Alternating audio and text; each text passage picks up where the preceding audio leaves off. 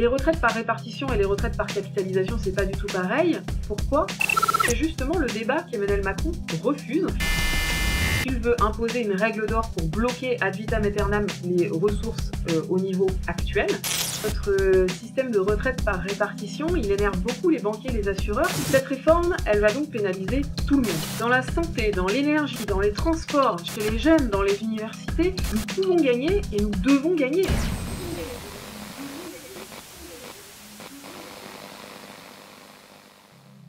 Le problème central de la réforme d'Emmanuel Macron, c'est la règle d'or.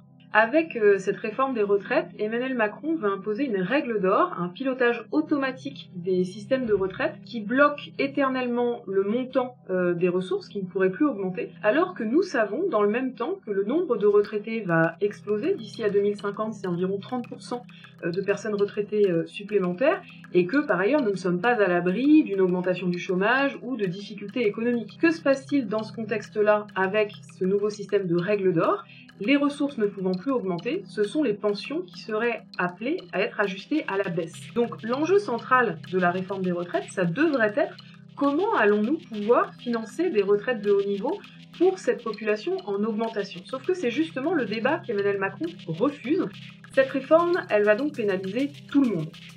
Le gouvernement organise le débat sur un objectif d'équité en expliquant que sa réforme visera à redistribuer, à mettre fin à des privilèges dont bénéficieraient certains salariés. Les régimes spéciaux qui sont en permanence stigmatisés, les ingénieurs, cadres, techniciens, agents de maîtrise seront particulièrement concernés par une mesure centrale, le fait que pour le calcul de la retraite, ça ne sera plus les 25 meilleures années qui seront prises en compte comme dans le privé ou les 6 derniers mois dans la fonction publique, mais l'ensemble de la carrière.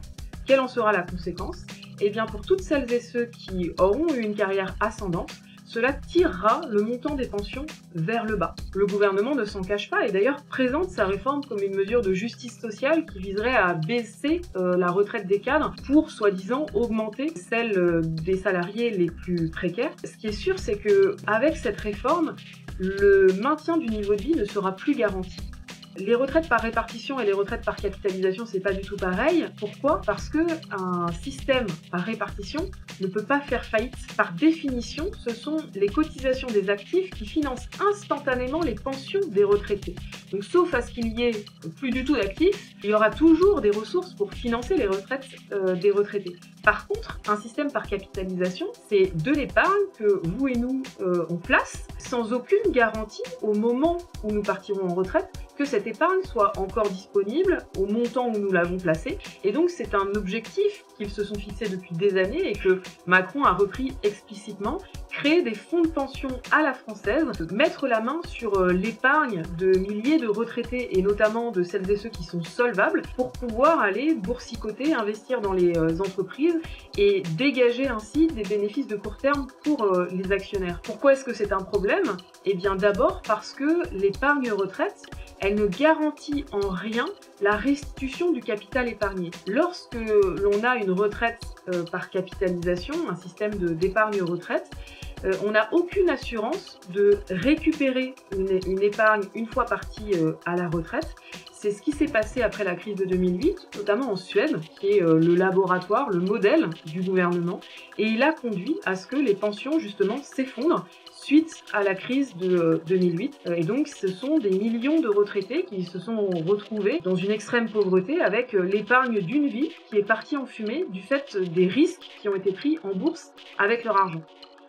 L'UGIC-CGT a réalisé un sondage auprès des cadres pour leur demander ce qu'ils et elles pensaient des différentes réformes du gouvernement. Et bien c'est 73% des cadres qui nous ont répondu que la réforme des retraites ne maintiendrait pas leurs droits. Pourtant, il y a des solutions très simples de financement qui existent. La CGT et son UGIC les mettent sur la table. La première d'entre elles, c'est d'augmenter le niveau de cotisation. Ça s'est déjà fait pendant des années, sans que la France soit en faillite, ni les salariés d'ailleurs. Pour financer une retraite à 60 ans garantissant 75% du dernier salaire, il suffirait d'augmenter le montant des cotisations de tous les salariés. Pour les cadres, notamment celles et ceux par exemple qui gagnent en moyenne 2 500 € par mois, ça représenterait en moyenne 10 € par mois, dont 6 € à la charge de l'employeur. Il resterait 4 € pour les salariés. Je sais pas pour vous, mais en tout cas, moi, je choisis très clairement d'augmenter mes cotisations salariales et patronales. Augmenter les cotisations, mais aussi faire l'égalité salariale, tout simplement parce que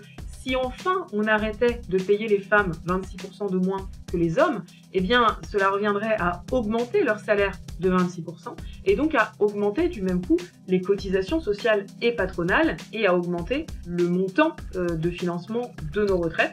Nous demandons à ce que les années d'études, qui sont utiles pour toute la société, puisque une société qui a la chance d'avoir une population dont le niveau de qualification s'accroît, c'est une société qui progresse d'un point de vue démocratique, d'un point de vue économique, d'un point de vue social.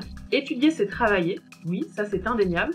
Eh bien, étudier, ça doit permettre de valider des années d'études pour sa retraite. Les nouvelles générations qui rentrent toujours plus tard sur le marché du travail doutent dans l'avenir de notre système par répartition.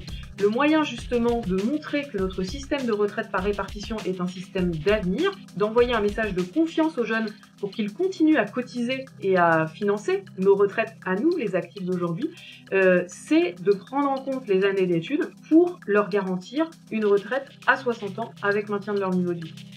Dans la santé, dans l'énergie, dans les transports, chez les jeunes, dans les universités, les mobilisations se multiplient et la colère ne cesse de monter contre cette politique injuste du gouvernement qui vise à sacrifier 99% de la population pour servir les 1% les plus riches. Le gouvernement sait que c'est une réforme à haut risque, c'est la raison pour laquelle il est si fébrile, c'est la raison pour laquelle il ne cesse de repousser son calendrier pour dévoiler ses intentions le plus tard possible. Ceci montre une chose, c'est que le pouvoir est en difficulté et qu'il peut perdre. Nous pouvons gagner et nous devons gagner.